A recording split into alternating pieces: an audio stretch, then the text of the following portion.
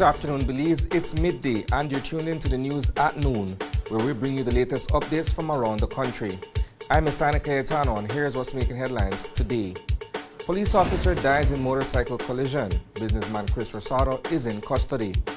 High Court slaps BSCFA with $500K fine over sugar mill blockade. DFC and Belize Fund team up to tackle climate and boost blue economy. And Belize Bank awards 15 scholarships, celebrates future leaders. These stories and more are coming up in just 1 minute. In the face of tragedy, you depend on accurate and timely information. In times of triumph, you seek to be inspired. You demand transparency and accountability. Your desire is to know and to understand, to be heard and seen. I take pride in telling stories that safeguard communities. Your dedication and success live on through these reports. Getting to the truth is my duty. My unwavering commitment is to tell the stories that matter the most to you. I am News 5.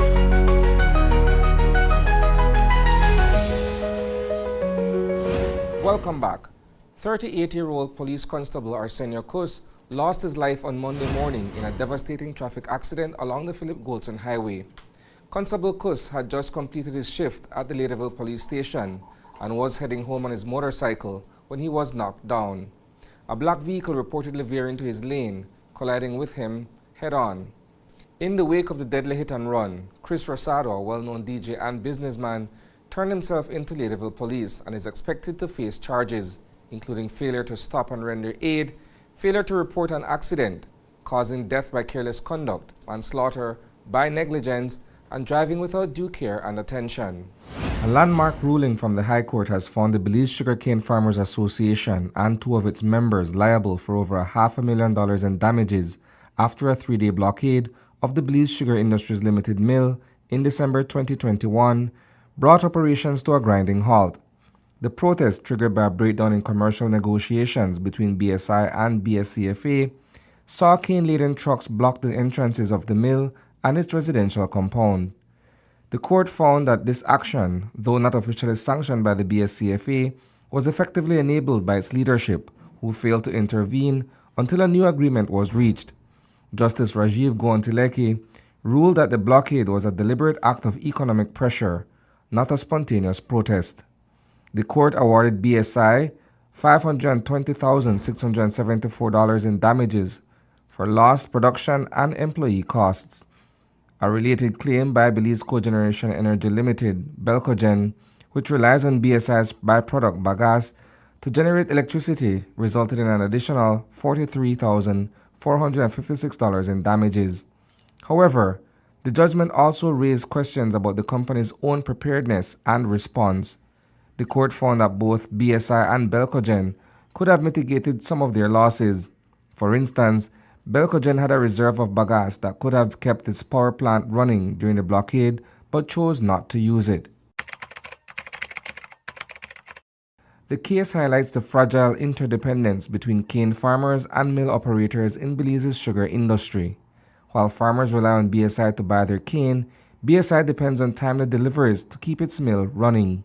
The blockade, which began on the very first day BSCFA was scheduled to deliver cane, was seen by the court as a strategic move to force BSI's hands in negotiations. Should farmer associations bear full responsibility for the actions of their members? Could BSI and Belcogen have done more to prevent or respond to disruption? What mechanisms should be in place to resolve disputes without an economic fallout? This case may serve as a cautionary tale and a call for more resilient and transparent systems of negotiation and accountability. When it comes to tackling climate change, it really does take a team effort, and today, two key players in Belize are stepping up to lead the charge. This morning, the Development Finance Corporation, DFC, signed a major agreement with the Belize Fund for a Sustainable Future. They're working to protect Belize from climate risks and support jobs and growth tied to the sea. Now, this isn't just another piece of paper. Through this partnership, both organizations are committing to something big, making financing for conservation and climate change adaptation projects more accessible, especially for small organizations that often struggle to get the funding they need.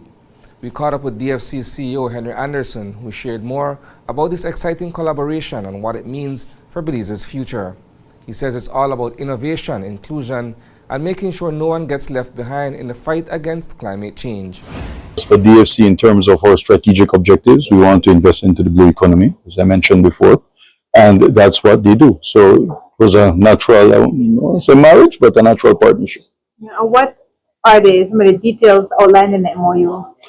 Well, it's a general MOU, and it captures the areas in which we're going to collaborate. As was said, we can, put together co-financing projects. We can share information. We can do stakeholder engagements as part of the way DFC works now. We just don't sit and think of something. We sit and listen to the potential beneficiaries. That is the same way the fund works. Both of the institutions have in place an active environmental and social safeguard policy, right? And also we can work to do campaigns, media education campaigns to get information out. So those are the 4 areas that governs the relationship. Could you speak about some of the communities and people who will be benefited by this? So the fund targets communities close to the sea, marine. So it will be communities that relate to the blue economy. In the case of DFC, we're broader, but for this collaboration, it's more working with the marine space. 15 bright young minds were celebrated today as the Belize Bank held its 13th annual scholarship award ceremony. 10 high schoolers and 5 sixth form students received full scholarships, including one standout who's now a 2-time recipient. Belize Bank's executive chairman, Filippo Alario, reminded students that it isn't all about money. It's about mentorship, growth, and staying ahead in a tech-driven world. Minister of State in Education, Ramon Cervantes, also encouraged the recipients to be bold, be innovative, and never forget where they come from. He praised the bank's long-standing support for education, calling it a shining example of corporate responsibility in action.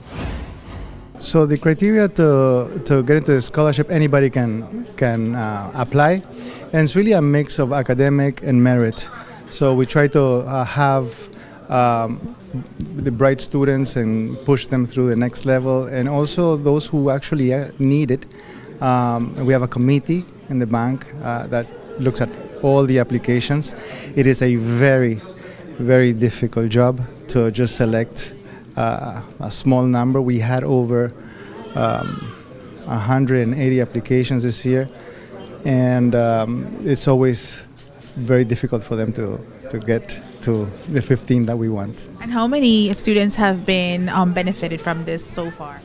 Well, so far it's over 160 students throughout the year.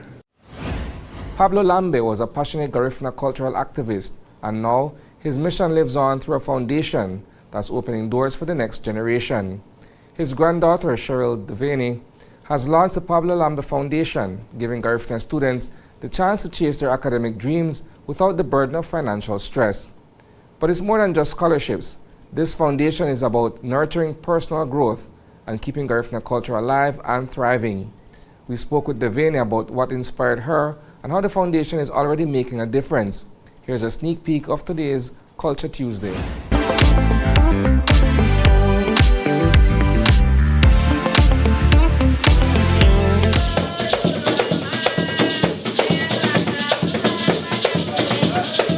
As I grew up and became older, I realized in Hind's vision all of the things that he was doing to instill culture in us, to instill the sense of unity and community in us. And so the foundation really was established to honor his legacy.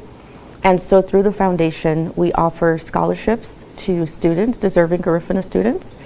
Our focus is primarily Garifuna, but we do have scholarship recipients who are not Garifuna. So the whole concept is, how can you drive the culture forward is really what we're looking for, and how do we continue to preserve the Garifuna culture. Through the foundation, when a student is selected to come into the foundation, it's really like they're coming into a family. And so not only do we pay their tuition, but we surround them with love in so many different ways. And so that includes mentoring, if they need mentorship. That includes if they're not getting a minimum 3.0 GPA, that is a mandatory requirement. is to maintain a 3.0 GPA. So the question is, how do we ensure the kids can meet that challenge? That's a wrap for the news at noon. But don't worry, there's plenty more coming your way at 6 p.m. We'll dive deeper into these stories and more.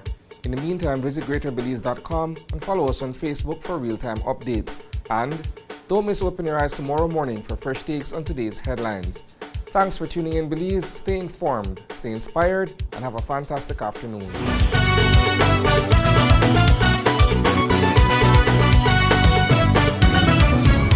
Últimas noticias divulgadas por el Vaticano. Veracidad, imparcialidad. Este es el término utilizado. Hemos estado haciendo el trabajo como organización. Y tus noticias en español. Están en aguas beliceñas, entonces esta bandera se queda aquí. Sintoniza Canal 5 cada viernes a las 7 de la noche. Tenemos que resolver dos grandes problemas de este país. Su voz importa, su acción cuenta. Transfusión sanguínea, elementos que indican un deterioro evidente del estado de salud. Somos Noticiero 5 semanal. Perdió la vida en un heroico intento de proteger a su hermano. El Tribunal de Magistrados de la ciudad de Belice se paralizó. La policía está investigando 2 asesinatos separados. Tu fuente de información.